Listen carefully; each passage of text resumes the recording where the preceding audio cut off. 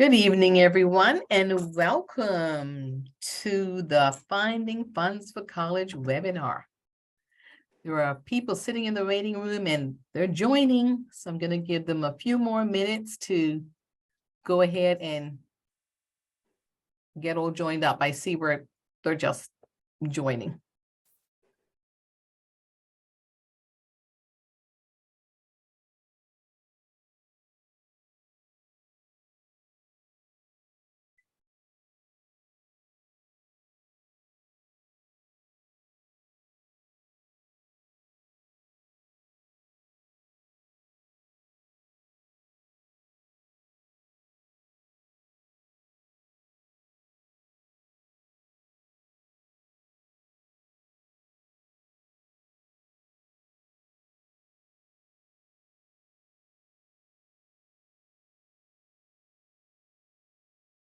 Okay.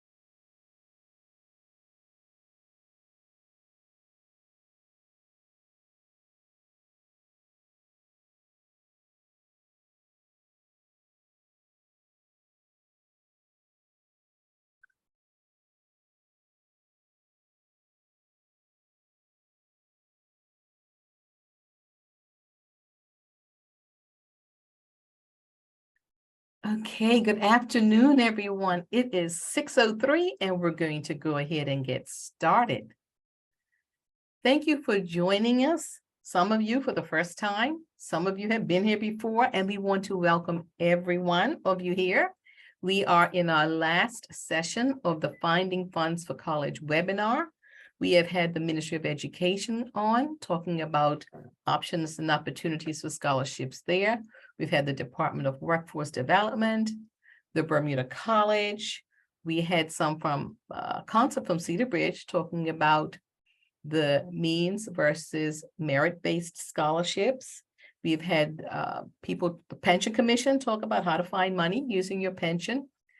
The HSBC Bank talked about how to collect a loan. So we've done all that we can, as much as we can think about right now in this time frame, to help people find the money to pay for college.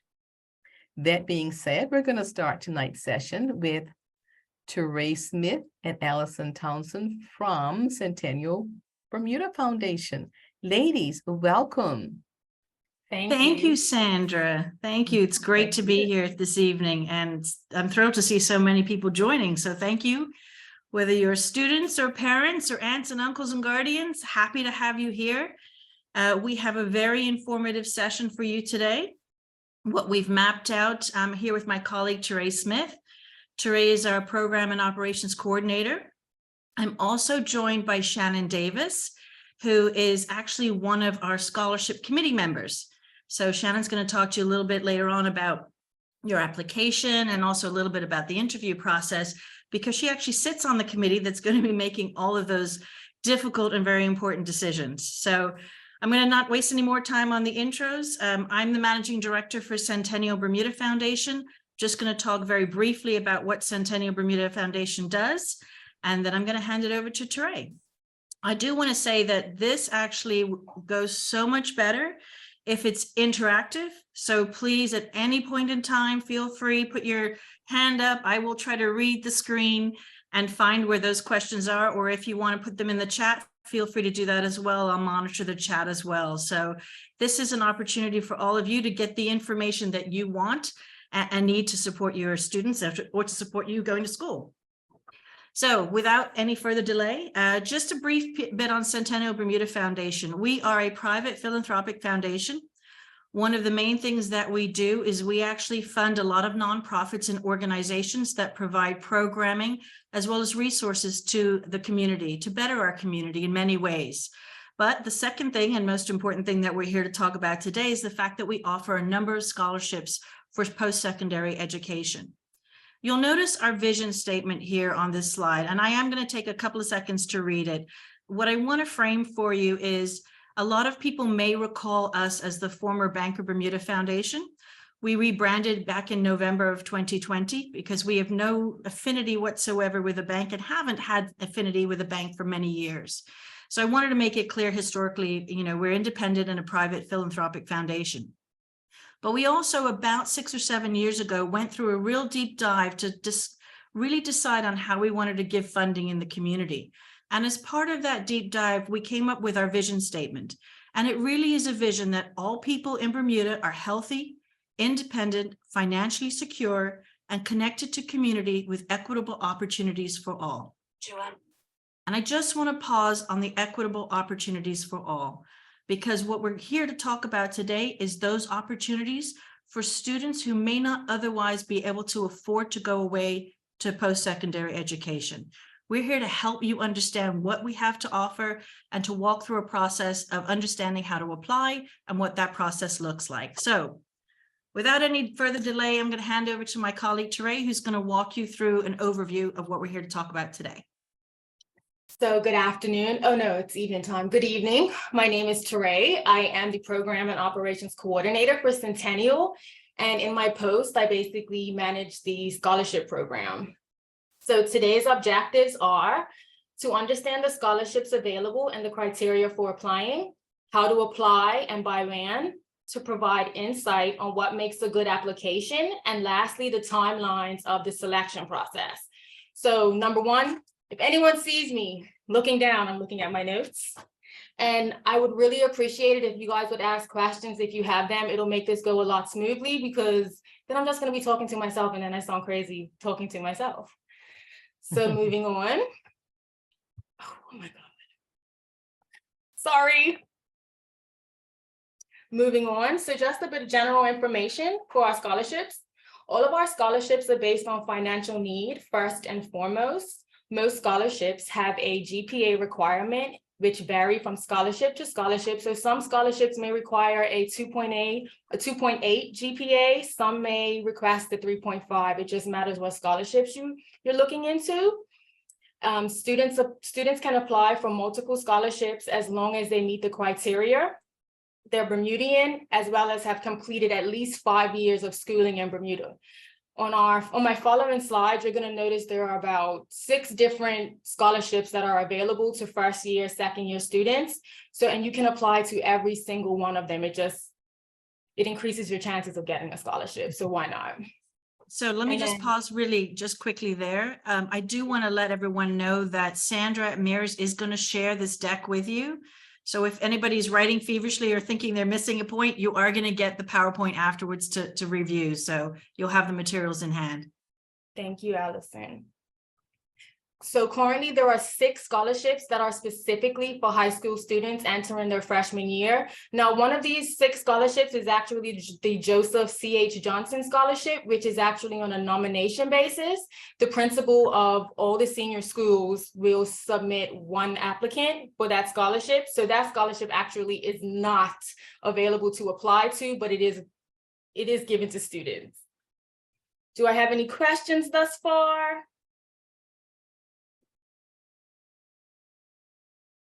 Okay, so what's on offer? We currently have up to 22 awards available for post-secondary education, which range from $12,000 to $30,000 per year. Some of those scholarships are offered on multiple years, so you could get it for up to 2 years or up to 4. It just, once again, depends on the scholarship that you apply for. It's killing me. So, and there are also some specific scholarship offerings for particular studies. So before I go into these specifications, I just want to be clear that all of our scholarships are for public school students. The first bullet point, which says public school students, there's actually a scholarship called the Philip Butterfield Scholarship, which is only for public school students. So that's Berkeley, Cedar Bridge, Impact Mentoring as well. And then we also have the arts, which includes visual arts. What are the other ones? Applied arts, Media, dance, media, and then drama, yeah. clearly art. We also have vocational, technical, and trade studies. We have financial and business studies, and then we have 2 scholarships which are offered to postgraduate students, and then 1 is specifically for a master's in business. Any other questions? Any questions, period? None? So I'm just so good at this presentation, no one's asking anything thus far. Great, I do have a Don't question. worry, we'll get there. Someone, I heard someone say they had a question. Yes, I do. So just going back, you said that these scholarships are only offered to students in public school. No, all of the scholarships are for public school students, but they're not solely for public school students. They're for students in any school. But I know the first one is sometimes it confuses students as well as the parents, because they think that it's not for public school students. The rest of the scholarships are not for public school students, and it's solely that one scholarship, but it's not. It's all of the scholarships. Yeah, I think the next slide will make it clear for you. So if you want to switch to the next slide, Teray. I just have one question before she goes on. The postgraduate, that's open to anybody? It is Any open for post- anyone that's doing postgraduate. Yeah, sorry, Teray. Go Okay. ahead. It's okay. So these are 5 of the 6 scholarships that are offered to the undergraduate students, in particular, solely the first and the second year undergraduate students. I want to point out the Sir Henry Tucker as well as the Centennial Trust Scholarship. These are offered to 2 separate students per year. So it's not just one scholarship. There are 2 scholarships awarded to 2 students per year.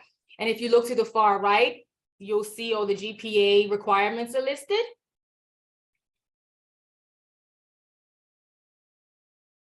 Anyone have any questions about these? So I just want to clarify something, Teray, because I think we're getting a couple of chats, and I know there was a question earlier. So just to be clear, all of our scholarships are available to all students throughout the island, whether they attend Bermuda College, private school, or government school. The point Teray was trying to make earlier was that you'll see on this slide, the first one is only available to public school students. That is a specific scholarship available to only public school students to apply. But otherwise, all students can apply to all scholarships, whether you're private, public, Bermuda College. Hopefully that helps. I see a question, where do Bermuda College student fits in? Bermuda College students will probably applying in the next, if you're going, it depends on how you're matriculating. So for example, are you going into your second year or third year of university? If so, the next round of scholarships on the next slide would be for you. It really will depend whether you're going into your first, second, third, or fourth year. So if you look at the requirements, you'll see they're either first, second, third, or fourth year. So there are scholarships available for Bermuda College students to apply to. It just depends on which year you're accepted into university. Does that make sense? Hopefully that helps. So here are some other scholarships that we offer. The first 3 scholarships, the Financial Services, Donald P. Lines, as well as the Chairman Award.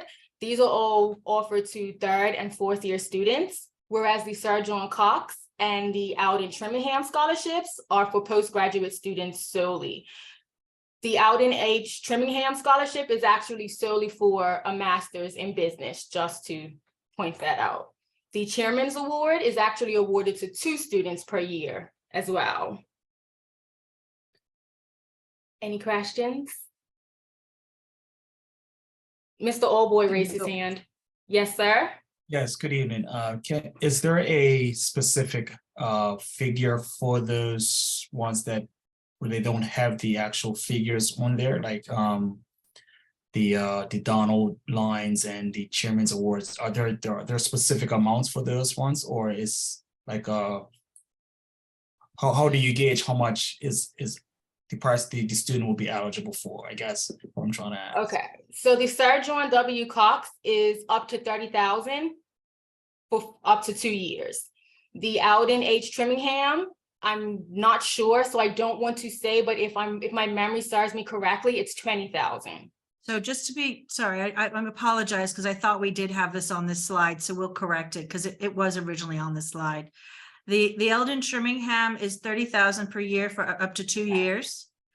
What else is on here? The Chairman's Award is 20,000 for any one academic year. And we do 2 awards for that, so that there's 2 students that usually have that award. We will make sure we correct this slide for you. So if there's any question, this information is also on our website at centennial.bm on our scholarship page with all the dollar award amounts there as well. So I apologize that this slide is missing that. I also have another question with regards to the Sojourn Cox Scholarship. Is there an age limit? So if you've been out of school for some time and you decide to go back, is there an age limit, or is it just for younger students? Well, I'll be honest with you, we don't have a dedicated age limit, but typically it has been awarded to younger students. That does not mean that we would not accept and review all applications. It has been typically awarded to younger students, but there isn't an age limit requirement. Thank you. Good questions, though. Thank you. Thank you. Keep them coming. Hopefully it's helpful. So I just wanted to bring some attention to our vocational, technical, and trade scholarship. This scholarship, not that many students apply to it for whatever reasons. I think also when we say undergraduate, they also think that it has to be for traditional tertiary education, which isn't true. This provides coverage for culinary arts, engineering, a list of vocational and trade studies. So some of the eligibility requirements are you have to be between the ages of 16 and 30. The value of the scholarship is $24,000 per year for up to 2 years. It's open to applicants who are graduating, have graduated, or currently employed. You must be enrolled or accepted into an accredited higher learning institution or accredited program, and it must be an overseas program. Some examples of vocation and trades of past recipients are culinary arts, radiology, electrical engineering, mechanics, and cosmetology. I saw Mr. Oldboy raise his hand again. I'm good. You answered the Okay. question. Yeah. Thanks. I have a question. I'm on my phone, so I can't have to push another button to raise my hand. Would you put nursing in this category? Nursing can be put in this category, but it can also go in the others as well. Well, because you said there was a few applicants, so I'm thinking perhaps they have better chances if they applied here. They probably would. So keep in mind, though, there's 2 things. Nursing is usually more than a 2-year scholarship. So typically what we find is if it's a 4-year degree program for nursing, they are applying through the other avenues. This tends to be more of a 2-year accredited program, like a nurse's aide or certification course. So typically what we find is our nursing students apply to the other scholarships. Thank you.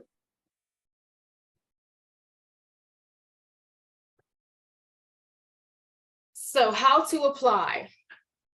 So firstly, I would say your best bet is to go into Centennial's website, which is centennial.bm/scholarships. All of our scholarships are listed on the website with the requirements as well as the criteria, with the GPA, all of that information is on there. You would then select whichever scholarships that you want, go on to the bermudascholarships.com. And at the top of the screen, at the top of your page, you'll see the search. At the bottom of the search page, you'll see a search engine where you can just copy and paste the scholarship or scholarships of your interest, and those scholarships will come up. Keep in mind, in the detailed information section, all of that information is provided, the criteria, as well as all the GPA requirements. It's all provided to you in those sections on bermudascholarships.com. So you don't have to go back to Centennial's website in the event that you may have forgotten some information. It's all detailed on bermudascholarships.com. If you are not registered on bermudascholarships.com, please register as soon as possible. It will genuinely help you with the process of not waiting until the last minute. And if you have any questions or concerns, please contact me at your earliest availability. At the end of this slide, you will see my contact information. Is there anyone who's currently had any issues or they've run into any problems on BermudaScholarships.com? No? Okay. So like Allison said, this slide will be provided to you at the end of this presentation. So these are just the QR codes to allow you to get easy accessibility to both websites. So that's to centennial.bm/scholarships, as well as BermudaScholarships.com. Please remember that all applications are due April 30th. That's next month. It's literally, I think it's like 7 weeks away. Does anyone have any questions? No. So some of the documentation required. When submitting your application, please be sure to include the following: your recent transcript. You have to complete the online financial needs form, which is on BermudaScholarships.com.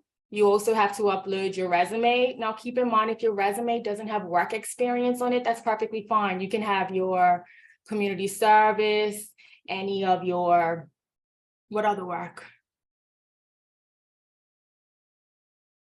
Anything else on there that may be beneficial, even if it's just your hobbies, you can put that information on there too. It just provides us with more information to let us get to know you better. And then lastly, to submit your essay. Now, this year's essay is a 2-part question, and you have to answer it with a 300-word maximum. And the 2 questions are: please explain why you feel you are deserving of receiving a Centennial scholarship.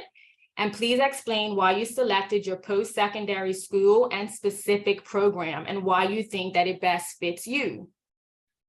Does anyone have any questions about the essay question? I would only highlight, please try to stay within the 300 words. I know it sounds a little and you want to go into detail, but if you imagine we get over 300 applications, reading through those longer essays is a challenge for the committee to work through. I see Shannon smiling because she knows she's done it. So if you are successfully shortlisted, you have to have an interview. And before that interview, we will require some additional information from you, which is your proof of Bermudian status, which would be a letter from the Department of Immigration or just a certified copy of your birth certificate. Proof that the applicant has been educated in Bermuda for at least 5 years, a letter from an institution of higher education showing acceptance into a post-secondary study. Please remember that post-secondary is anything. It could be vocational, technical, as well as tertiary education, not just a traditional degree. And at least 2 references confirming your good character.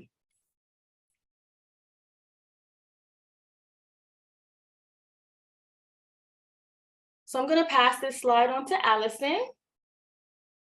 Right. So one of the things that Terrain mentioned very early on is our scholarships, first and foremost, are financial needs based. And so how do we do that? You will note, for those of you that have gone on to the Bermuda Scholarships website, there is a statement of means form that must be completed with the application. And I wanted to highlight this specifically because without that form being completed, your application is not complete and it will not be reviewed. So I cannot stress enough to complete that form, because at this point, it's difficult for us to even make any assessments without it. Importantly, when you start that process, and it is very difficult, there's a lot of information there. We really encourage you to sit down with, whether it's your parents, your guardian, grandparents, aunts, uncles, whoever is supporting you financially, or if you are the person supporting a student financially, to gather all of your documents that speak to your income, that speak to your expenses, just so that it's easier to go through completing that form and getting the information to us. I will say one of the things we often find is a common problem when we receive them is that a lot of times we always think about our monthly income and our monthly expenses. The form is on an annual basis. So if you can remember, once you've got your monthly together, just times it by 12 to submit the annual figures. Because again, oftentimes those applications may get kicked out because the information was not in an annual format. We, as I mentioned, receive over 300 applications. We do our best to go through them. Unfortunately, if there are large mistakes on that form, it's very difficult for us to really move that application forward. I will say, and Teray is going to give her information at the end of this, Teray is your point person. And I can't stress enough, she's there if you're having a problem, even just hitting the submit button, if it's technical, if you don't know what you should be including. I would say when you complete that statement of means form, if there is a section of notes there. So if you want to include any additional content or narrative, please do so, because the more information we get, the better we are able to make an informed decision. So again, please, take some time, start early, get that statement of means form in. Really appreciate you taking your time to review that for completeness and accuracy. Okay. I don't see questions, but I'm happy to. We're certainly going to go in and chat to some of our students, and I know that we're going to chat with Shannon soon. So next up is Shannon Davis. Shannon is not only a scholarship committee member, but she's also a former scholarship recipient, and she's just going to provide you guys with some tips on improving your application. Good evening, everyone. So, hi. So make sure that you guys study the criteria and apply for multiple scholarships. It's very important. As you say, as Teray has mentioned, get yourself out there. Make sure that you apply to everything that you can, right? GPAs matter, but they're not the only thing that we look at. So it's very important that you give enough information for us to understand who you are as a person, right? So the next thing, focus on your essay. So basically the essay is what we look at to find out who you are as a person. So do your best, allow us to know who you are, right? You're not in front of us. The only thing that we have is your forms, your applications. So the essay really does allow us to get a tap into who you actually are and what you're interested in, your goals, all of those things. So please, please, please give us a glimpse of who you are as a person, right? Who is your personality? What are your experiences? What do you want to be? Like all of those things are very important for us. As Allison said, please stick to that 300-word maximum, but do your best to get us to understand who you are as a person. Extracurriculars, volunteering, certifications, all of that, make sure that is in there in your resume. Be proud of your accomplishments, as we say, right? Don't be shy. This is the opportunity to get us to understand who you are as a person. Don't wait until the last minute. So I know that you have a lot of things going, especially if you're leaving from high school right now, it's a lot, you have exams, but we are asking that you please, please, please don't wait until the last minute, because if there's anything that does happen along this application process, at least you can reach out to Teray and you'll have enough time to address whatever issue it is. Save all of your documents in one place so that they are easily accessible for you to just push them right on the system to upload. Please ask questions. Ask questions. It's better to ask questions and get that understanding than to fill out something incorrect. Teray is there for you to reach out to. Please, please, please ask for help. Let someone else proofread your application before you submit it. So when it comes to the essay, right, you guys are in school, please ask someone to reread what you have submitted. Does this make sense? Could I have done something better? Should I have just have another person look at that? Which goes to the number 4 point. Please do not wait until the last minute, right? You want to give yourself some breathing space. Do it, take a second, relook at that, right? That's my teacher piece coming in, but please proofread your work. It's very important. If you're invited to the interview, acknowledge the invite as soon as possible. Provide additional materials in a timely manner. Be prepared and be yourself, right? Be personable. We're in that room with you when we get to that piece, but we just want to see who you are as a person. I know it's easier to say there's no reason to be nervous, but it really isn't. We're a great group and we just want to know who you are. We just want to get that that feel to you. So we're not monsters. Be yourself. It's fine. And like I said, I understand that that's easier said than done, but it helps when you're able to speak more about yourself when you're comfortable, right? So That's my tips for you guys. Thank you, Shannon. You're welcome. And can I say, like, our committee is Amazing. amazing. I know we're bragging about ourselves, but I will say our scholarship committee, we have 3 of our scholarship committee members that are former recipients of our scholarships. They know what this feels like. They've been through this. They've been in your shoes, your students' shoes. So they bring that empathy to the interview, and they're there to make you feel comfortable. It's not a, big, spotlight on you and, oh my gosh, I know you're going to be nervous, but they do everything to make you comfortable and to really make it more of a conversation to get to know you. So thank you, Shannon. I really appreciate it. You're welcome. No problem. Thank you, Shannon. That was most helpful. I love your tip, especially the one about putting the documents together, creating a document file folder so that it's easy to access all of the information. Great tip. Okay, so moving on to our next slide. What happens once I submit and when will I know? So our scholarship process goes through like a 3-round review. The first round is we review for completeness and confirm applications meet the criteria. This clearly happens after all of our applications are submitted, which is, once again, I'll reiterate, April 30th, next month. So please apply before the deadline. You don't want to rush your applications towards the end of the deadline. Our second round review is to review all application materials for shortlisting. This is usually complete by the end of May. And lastly, our third round review are the interviews. Now, our interviews are usually between mid and the end of June, and the final individuals who are selected is usually around early July, and all interviewees will be communicated with regarding their decision, usually by mid-July, the latest. Any questions? Okay.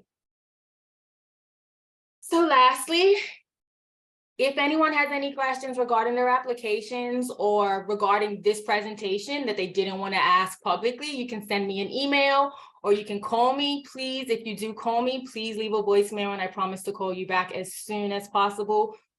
Or if you email me, I might get back to you even quicker because I'm always in front of my desk. I just wanted to say thank you for joining us and I wish you all the best of luck with your application process. So I am going to forward this on to our current our current recipients, our current scholarship recipients. We have 3 today, Miss Maya Richardson, Mr. Sion Tatum, and Mr. Arie Simons. So to start, I guess I'll start with Maya. And Maya, if you could just tell us where you went to high school and where you're currently going to school, and then you can just speak a little bit on the process with Centennial. Sorry, had to unmute myself there, but good evening, everyone. As Terry said, my name is Maya, and I was a 2021 Centennial Scholarship recipient. You see me looking to the left, I'm just looking at my little notes. But I applied for, I think, 3 scholarships because I waited till it was close to the deadline for a lot of them, which you shouldn't do, as Terry said, but I kind of waited a little bit late. So I only applied, I think, for 3 or 4 scholarships. And I was really nervous. And honestly, I had a lot of low self-confidence at that point. So I wasn't feeling really optimistic just personally. But I'm so glad that I applied because I am now at the University of Surrey in Guildford, UK, and I'm studying veterinary medicine, which was my dream career. I'm in my 2nd year now. And I think my biggest advice if you're thinking about applying is not to be nervous. Don't doubt yourself because you have something to offer the world. And if you don't apply, you'll never know. I think when you hear about the numbers of applicants, it's so easy to think you're not going to be given an award, it's not worth applying. But I think the opposite is true. You never know unless you try. And in terms of challenges applying for scholarships, I honestly think it's been really simplified by the Bermuda scholarship website. So I personally found it really easy to make an account You can select what scholarships you want to apply for based on like your degree program or what year you're going into. So it's really easy to like filter scholarships you want to apply for. I think there's even a feature where you can make a short list, right? I think that's correct. So it is I found the process easy to apply. The only challenging thing I found was maybe getting all my documentation together. So like Trey said, like definitely start early. And if you think, you know, you're going to need like a character reference, like ask people early because it can get really busy sometimes. So yeah, get everything together as soon as possible. Be super confident going into your interview. I think like even being selected for an interview is a huge accomplishment. Like it shows that you've stood out. So don't be scared going into it. Just be confident. And like Trey said, be yourself because you've already stood out on paper. So just a little bit about like the scholarship and how it's helped me. So I was awarded the Sir Henry Tucker Scholarship, like I said, last year. And it changed my life, to be honest, because I really didn't have a foreseeable way of paying for my education. I was homeschooled for reference, and I ended up getting the GED through the adult education school. And then I ended up taking some courses through the UK to allow me to apply for school in the UK. So it was a bit of a non-traditional route. And then getting the scholarship completely changed my life for the better, of course. Now having the opportunity to study the degree I always dreamed about studying and having that support has just been life-changing. And knowing that there's a board of people behind you that are always going to be there to support you if you have questions, if you have challenges, because those will come up, like you're human, like things come up that are unforeseen, and just knowing that like the whole scholarship board is there to support you. If you have questions, like you can always like talk to them and they're going to be there to support you the whole step of the way. So yeah, like my advice would just be apply. Don't wait till the deadline like I did, because it gets a little stressful. And enjoy your journey, and like good luck with your application and with your chosen degree program. Thank you, Maya. Thank you, Maya. Aria, you want to go next? Sure. Thanks a lot, Matt. That was great. Good overview. It's interesting to hear about your experience. So mine was a little bit different. I had left Bermuda at 14. Sorry, could I just interject real quick? Can you just say where you're studying and what you're studying? That'd be great for everybody to hear. Sorry. Me? Yes, thanks. It's Oh, Allison. so Sorry. yeah, so I'm actually at Northeastern University right now. I'm in the master's program doing my master's in global studies and international relations. I did my undergrad degree at Dartmouth in New Hampshire, and I studied psychology and environmental studies. Yeah, I left Bermuda when I was 14. And so I was further detached from just like the public high school system. So further detached from the whole sort of scholarship process. And I went to a need-based school. And so a lot of the finances were taken care of, which I was very, very grateful for. But progressing into Dartmouth and stuff where it was equally need-based, but tuition obviously for college is much more expensive. I figured that it would be great for me to apply for a scholarship just to ease the burden on my family. And I think the biggest thing for me, I struggled a lot with imposter syndrome. I knew that I went to a pretty accredited university, but my GPA wasn't meeting some of the standards on some of the scholarships that were out there. And then I also kind of found it difficult to answer some of the prompts, just in terms of like what my future outlook on life would be. I just didn't really have that development per se. I was still trying to all figure it out. And also because I went to a liberal arts undergraduate school at Dartmouth, I didn't really fit the boxes for some of the scholarships that were more specific studies, right? So there's no business program. There wasn't a business program at my school. There's an economics program, which definitely fits, but I did psychology and environmental studies. And so I didn't really fit that box exactly, but essentially, so this was, while at Dartmouth, there was a time to apply, and I kind of waited to the last minute and struggled to get all my applications and my application requirements in, so I didn't apply. But when I hurried up the opportunity to go and pursue my master's, I knew that I was going to need a scholarship to afford it. And so I made it a priority and prepared better for the second time around to submit the necessary documents early in advance. And even so, looking at some of the scholarships that I applied for 3. Some of them I didn't really fit the requirements exactly as they were listed, but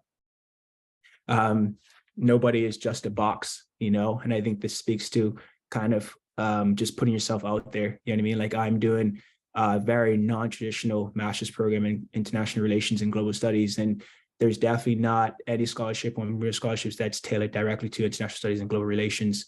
But there's a case to be made exactly how I can see this fitting into many different elements and how I can see it one day actually helping my country.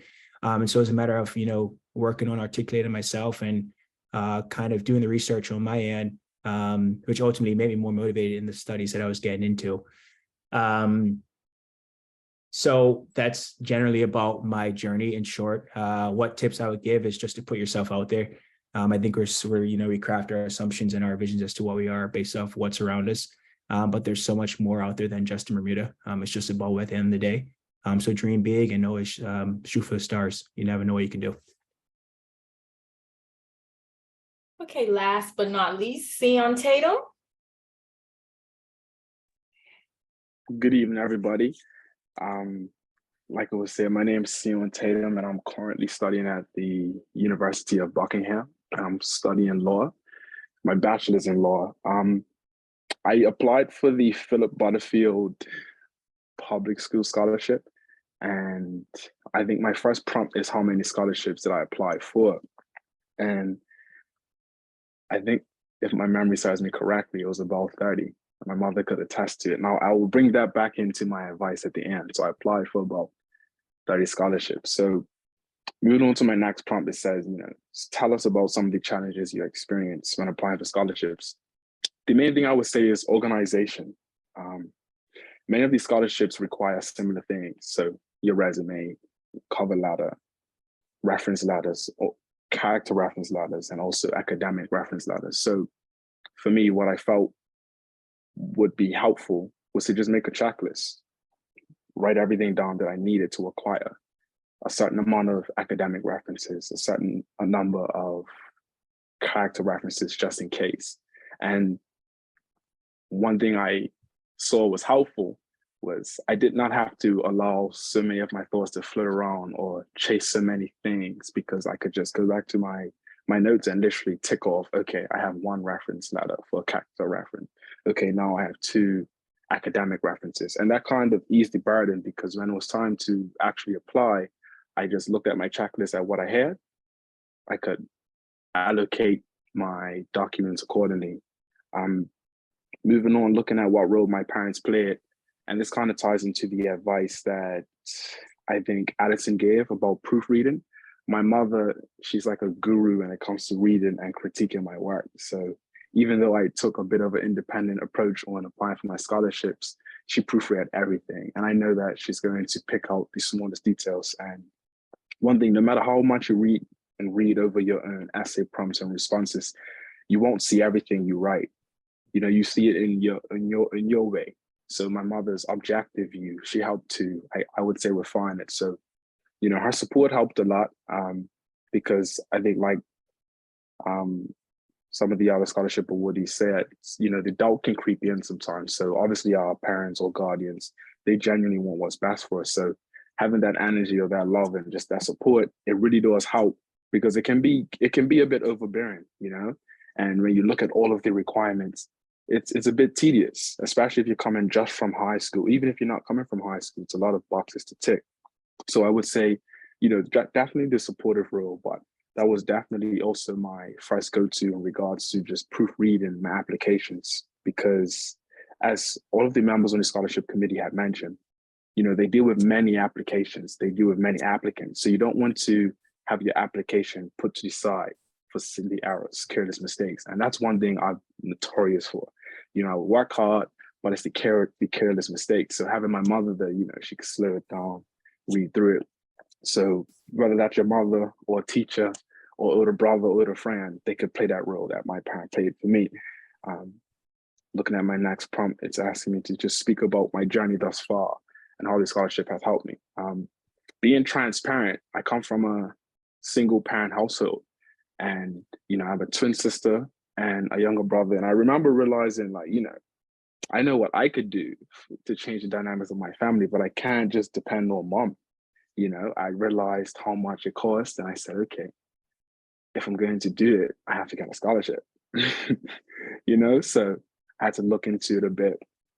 I told my mother what I wanted to do. Obviously, she supported me, but honestly and truly, the scholarship has allowed me to realize something that I would just call a dream, because my colleagues in my university, many of them come from, a lot of financial stability and wealthy families. So to be rubbing shoulders with like students who came from the top private schools all over the world, some families who were connected to like dynasties in like Egypt, it's kind of humbling to me, because I know I come from humble beginnings. So honestly and truly, the scholarship has not just, blessed me with an opportunity, it's just placed me into an environment where I would say I can just soak up not just the knowledge that I'm learning from my degree, but just the experiences. And I think, like REA mentioned, to bring this back to help my country in a way that staying on the rock wouldn't have been able to grant me. So all in all, the scholarship has just allowed me to realize an opportunity that seems so abstract once upon a time. So sometimes when I'm studying now, it's like, when it's frustrating and difficult, you have to remind yourself, wait, hold on. You wanted to be in this position, So just that moment right there of reflection, it really shows me like what the scholarship has done for me. So my last point and what tips I would give to students who apply to scholarships, honestly, I think it will be a bit repetitious, everything I'll say, but I'll say it anyway. Like Alice said again, proofread, really go over your work. And if you think it's immaculate, ask someone else to go over it, because more eyes genuinely help, honestly. And I think Shannon, she mentioned apply for everything. And at the beginning, I said I applied for 30 scholarships. I remember initially I applied for probably about 4 scholarships that were all tailored to legal studies, because it made sense to me. I said, I'm studying law, excuse me, I might as well apply for legal scholarships. And I remember speaking to one of my high school teachers, and I remember she said, what is wrong with you? You only applied for 4? Apply for everything. And she said to me specifically because so many people do not apply for scholarships. And I think Teray had mentioned that earlier, that when she made reference to the vocational, technical, and trade scholarships, many students actually don't even apply. You may have a scholarship where only one student applied to the scholarship and they do not even fit the criteria. So what do you think happens? They get the scholarship. So with that knowledge, I applied to almost everything. And the scholarship that I was awarded, the Philip Butterfield Public School Scholarship, it wasn't tailored to students who were pursuing a profession or career in law. Although it did, I did fit these like big criteria because I was a public school student. I had just missed it because I was so focused on my discipline. Honestly and truly, once you have applied for your priorities, obviously I would say have your priorities. Know these scholarships that you tick the boxes easily, and I would say prioritize those. But once you have finished, it's not like we have to pay to apply for all these scholarships, where it's different when you apply for universities, you have to pay. Honestly, you can apply for as many scholarships as possible, and what does it really cost you? So I remember applying for about 30, and I'll give you a brief story. The last 2 scholarships I applied for, I received 28 rejections. And this is where like having faith and, just believing in yourself really goes a long way, because, 28 rejections is a lot, and you start to really beat yourself up, but you have to speak to yourself. And this even plays in the advice I want to give you in regards to your interview process. Like when you know yourself and you believe in yourself, you have to understand what's yours is yours, honestly. When you go into interviews, I know many students are very nervous when impressing. We want to impress those before us, but the easiest way to impress people in front of you is being your authentic self. One thing I realized from interviews in the past, when I genuinely felt it went well, the interview had turned into a discussion because I was just being myself, not trying to please, not trying to be perfect. Obviously, give my eye contact, shake hands, but this was before COVID, so I'm not sure the protocol, but shaking hands, body posture, eye contact, thinking of my questions. But most importantly, your authenticity. One thing that I have reflected on a lot, and just the journey on applying to scholarships, how competitive it is authenticity will take you a long way, because you don't have to think about who you are. once you reflect and you know what you want, you know who you are, it's easier to be who you are in an interview versus trying to please. So, I think that kind of feeds on the points that the scholarship committee had mentioned, but in a nutshell, that was my experience. So thank you guys so much. Thank you, Maya, Araye, and Sion. That was really insightful. We have one last person who's going to come on, which is Sion's mother, Simone. She's just going to give us a little insight to the application process from her perspective as a parent. So Simone, would you like to say some things? Well, good evening, everyone. I feel like Sion has expressed quite well the process. I will say that Sion's very driven and independent young man. I will give a little backdrop. In 2019, when he graduated from high school, he was actually nominated for the award that the principal puts forward. I believe it's the same, I don't know if it's a different scholarship. And halfway through the interview, they found out that Sion actually was doing a Rotary exchange program. So Sion actually went to Brazil after he graduated high school. So they stopped the interview. And I just thought it was so sweet that afterwards, when he applied for scholarships, he still ended up getting this scholarship. And this scholarship has lifted quite a burden off of me and Sion as well. I think, like what Sion said, Sion said he was right. He's applied for about 28 scholarships. And everything, I can't speak any more to what Sion said. He spoke very well. He gave a good summary of his experience, and it's correct. I am a single parent, and Sion has a twin sister and a younger brother. So really, I didn't have the means to have my son be educated and not have him feel stressed each semester. And he is doing, I think, something he does need to share. They have to keep their grades up. So his grades have been excellent.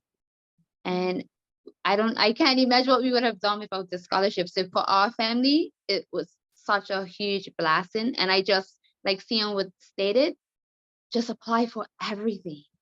Don't be discouraged by the rejections, because that means it's something better. We're a family of faith. So, everybody says have faith, but faith without works. And Sion definitely put in the work.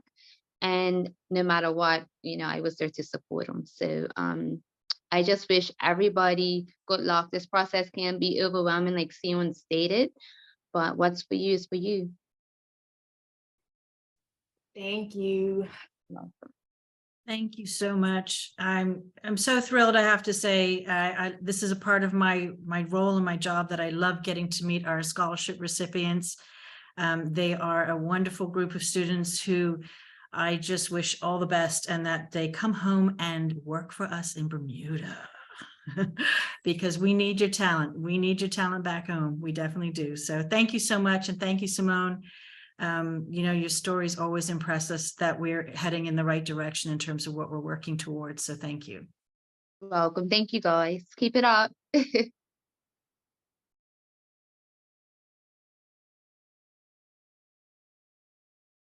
Oh, you're on mute, Sandra, I think. I'd like to share some of the comments in the chat. It's just awesome, and people are sharing this. One says, well done to these young people, especially the young men, so very proud of you. Another person says, the 3 young people are excellent examples of what Centennial is striving to achieve. They certainly lend trust to the process. Another one says, thank you for sharing your experiences. Another one says, wow, I can tell why these 3 recipients were successful. I wish all 3 of you continued success. Thank you for sharing your journey and sharing your tips. Another one says, exceptional students, bright sparks for Bermuda. Keep shining for us, and well done to all of you. Another person says, awesome job to the students and parents that supported their children. Keep up the good work. It wraps it all up. It says what earning the scholarship can do. You guys you're just amazing. You're awesome. And I certainly wish you all the best, as do the people in this chat. Does anyone have any other questions or comments?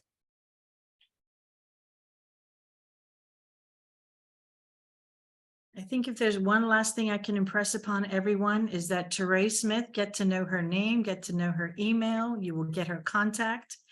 If you're You can struggling, stalk me. I'm okay with it. yes, please, please. If you're struggling with this process or you think no question is a silly question, that's the most important thing I can say. You've never been through this process before, so do ask those questions.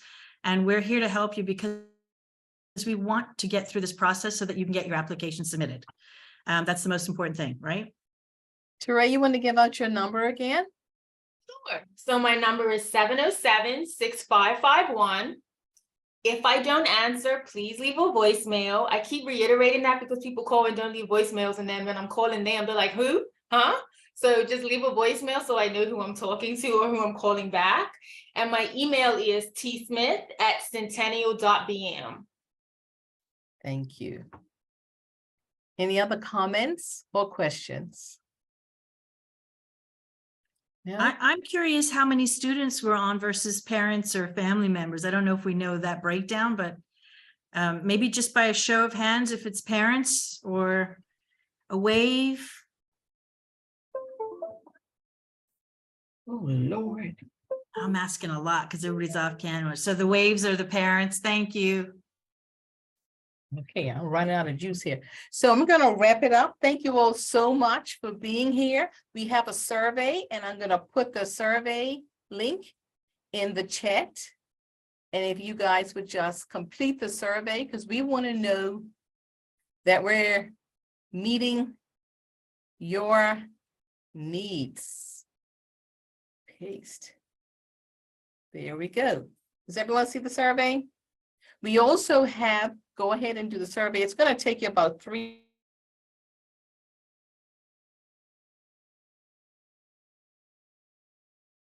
Thank you. Thank you for sharing that. That's good for me to have a sense if it was on the call. Thank you. You're on mute again. Thank you all for joining us. We appreciate you. Continue to work on that survey.